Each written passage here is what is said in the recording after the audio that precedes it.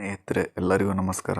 ಇವತ್ತಿನ ಪ್ರೊಫೈಲ್ ಏನಪ್ಪ ಅಂದರೆ, ಹೆಸರು ಮೇಘನಾ ಆರ್ ಭಟ್, ವಯಸ್ಸು 33 ವರ್ಷ, ನಗರ ಬೆಂಗಳೂರು, ಎತ್ತರ 5 ಅಡಿ 5 ಇಂಚು, ಶಿಕ್ಷಣ MSA, ಉದ್ಯೋಗ ಒಂದು ಪ್ರೈವೇಟ್ ಕಂಪ್ನಿಯಲ್ಲಿ ಕೆಲಸ, ಹೆಲ್ತ್ ಸೆಕ್ಯೂರಿಟಿ ಅಂತೇಳಿ, ವಾರ್ಷಿಕ ಆದಾಯ 7ರಿಂದ 9 ಲಕ್ಷ ಇದೆ. ಸ್ನೇಹಿತರೆ ಅವರಿಗೆ ವೈವಾಹಿಕ ಸ್ಥಿತಿ ವಿಚ್ಛೇದಿತ, ಸೆಕೆಂಡ್ ಮ್ಯಾರೇಜ್ ಅಂತ ಕೊಟ್ಟಿದ್ದಾರೆ ಮತ್ತು ಮಕ್ಕಳಿಲ್ಲ ಅಂಥೇಳಿ ತಿಳಿಸಿದ್ದಾರೆ. ಸ್ನೇಹಿತರೆ ನೀವು ನೋಡ್ಬೋದು, ತುಂಬ ಒಳ್ಳೆಯ ಪ್ರೊಫೈಲ್ ಕೂಡ ಇದೆ ಮತ್ತು ಇವರ ಕೆಲವೊಂದು ಜೀವನದ ಘಟನೆ ಕೂಡ ಇದರಲ್ಲಿದೆ.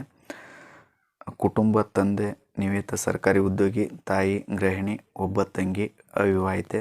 ಆಸಕ್ತಿ: ಬರವಣಿಗೆ, ಟ್ರೆಕ್ಕಿಂಗ್, ದಾನ, ಸ್ವಯಂ ಸೇವೆ. ಸ್ವಭಾವ: ತುಂಬ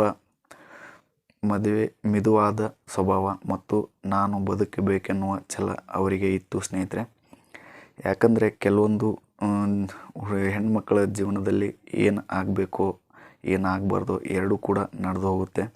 ಯಾಕಂದರೆ ಸಮಾಜ ಅದನ್ನು ಅರ್ಥವನ್ನು ಮಾಡ್ಕೊಳ್ಳಲ್ಲ. ಸ್ನೇಹಿತರೆ ಅದೇ ರೀತಿ ಈ ವಿಡಿಯೋ ಮುಖಾಂತರ ನೀವು ನೋಡ್ಬೋದು. ಮೇಘನಾ ಕತೆ. ಮೇಘನಾ ಯಾವಾಗಲೂ ನಂಬಿದಳು ಸಂಬಂಧ ಅಂದರೆ ಸುರಕ್ಷತೆ, ಗೌರವ ಮತ್ತು ಸ್ನೇಹ.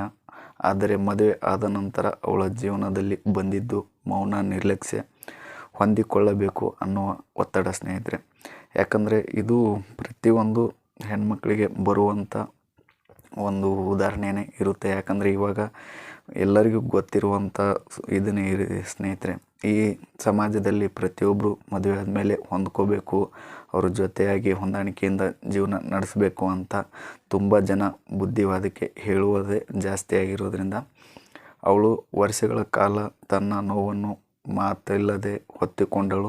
ಒಂದು ದಿನ ಅವಳು ತನ್ನನ್ನೇ ಕೇಳಿಕೊಂಡಳು, ನಾನು ಬದುಕುತ್ತಿದ್ದೇನಾ ಅಥವಾ ಕೇವಲ ಬದುಕುತ್ತಿದ್ದೇನಾ ಅನ್ನುವ ಭ್ರಮೆಯಲ್ಲಿ ಇದ್ದೇನಾ? ಆ ಪ್ರಶ್ನೆಯ ಅವಳ ಬದುಕನ್ನು ತಿರುಗಿಸಿತು. ಅವಳು ತಪ್ಪಾದ ಕಲ್ಪನೆಯಿಂದ ಹೊರಗೆ ಬಂದರು. ಅದು ಅವಳ ಸೋಲು ಅಲ್ಲ, ಅದು ಅವಳ ಸ್ವಾಭಿಮಾನ. ಸ್ನೇಹಿತರೆ ಯಾಕಂದರೆ ಅವರು ಮೈಂಡಲ್ಲೇ ಒಂದು ಸೆಟ್ ಆಗಿದ್ದರು, ಯಾವ ಥರ ನಾನು ಬದುಕ್ತಾ ಇದ್ದೀನ ಇಲ್ಲ ಅನ್ನೋ ಥರ ಅವರು ಒಂದು ಭ್ರಮೆಯಲ್ಲಿದ್ದರು. ವಿಚ್ಛೇದನದ ನಂತರ ಸಮಾಜದ ಮಾತುಗಳು ಮತ್ತು ಮದುವೆ ಯಾಕೆ ಅನ್ನುವಂಥ ಕೆಲವೊಂದು ಮಾತುಗಳು ಬಂದೇ ಬರುತ್ತೆ. ಸ್ನೇಹಿತರೆ ಎರಡನೇ ಮದುವೆ ಯಾರು ಆಗುತ್ತಾರೆ ಅನ್ನುವಂಥ ಒಂದು ಮಾತುಗಳು. ಒಬ್ಬ ಹೆಣ್ಣಿಗೆ ಇಷ್ಟೊಂದು ಸ್ವಾತಂತ್ರ್ಯ ಬೇಕಾ?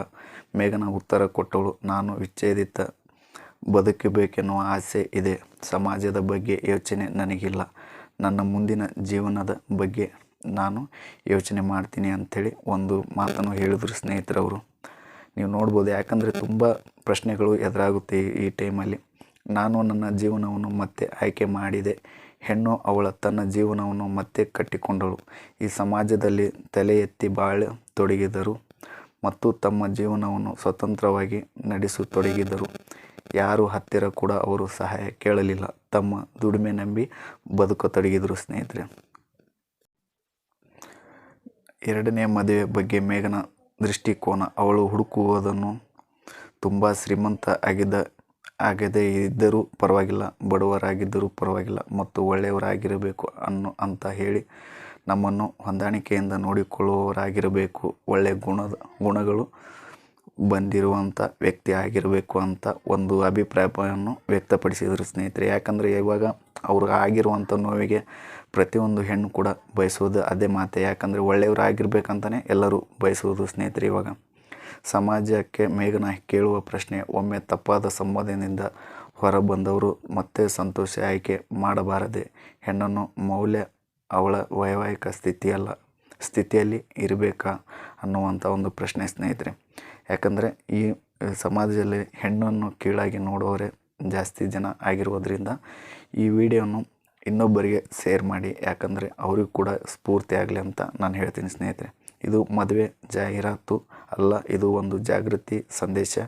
ವಿಚ್ಛೇದನ ಅಂತ್ಯ ಅಲ್ಲ, ಅದು ಹೊಸ ಆರಂಭ. ಎರಡನೇ ಮದುವೆ ತಪ್ಪಲ್ಲ, ತಪ್ಪಾದ ಮದುವೆಯಲ್ಲಿ ಉಳಿಯೋದೇ ತಪ್ಪು ಅಂತ ಒಂದು ಸಂದೇಶ. ಸ್ನೇಹಿತರೆ ಈ ವಿಡಿಯೋನ ಆದಷ್ಟು ನೀವು ಬೇರೆಯವರಿಗೆ ಶೇರ್ ಮಾಡಿ ಅಂತ ನಾನು ಹೇಳ್ತೀನಿ. ಯಾಕಂದರೆ ಇನ್ನೊಬ್ಬರಿಗೆ ಈ ವಿಡಿಯೋದಿಂದ ಸ್ಫೂರ್ತಿ ಆಗಲಿ ಅಂತ ನನ್ನ ಅನಿಸಿಕೆ. ಸ್ನೇಹಿತರೆ ನಿಮ್ಮ ಅನಿಸಿಕೆಗಳನ್ನು ಕಮೆಂಟ್ ಮುಖಾಂತರ ತಿಳಿಸಿ. ಆದಷ್ಟು ವಿಡಿಯೋನು ಬೇರೆಯವರಿಗೆ ಶೇರ್ ಮಾಡಿ. ಈ ವಿಡಿಯೋ ಬೇರೆ ಹೆಣ್ಣು ಮಕ್ಕಳಿಗೆ ಸ್ಫೂರ್ತಿ ಆಗಲಿ ಅಂತ ನಾನು ಹೇಳ ಬಯಸ್ತೀನಿ ಸ್ನೇಹಿತರೆ. ಮತ್ತೆ ಸಿಗೋಣ ನೆಕ್ಸ್ಟ್ ವಿಡಿಯೋಲ್ಲಿ. ಮತ್ತೆ ಒಂದು ಹೊಸ ಸ್ಟೋರಿ, ಹೊಸ ಪ್ರೊಫೈಲ್ ಜೊತೆ ಮತ್ತೆ ಸಿಗೋಣ ಅಂತ ನಾನು ಹೇಳ್ತೀನಿ ಸ್ನೇಹಿತರೆ.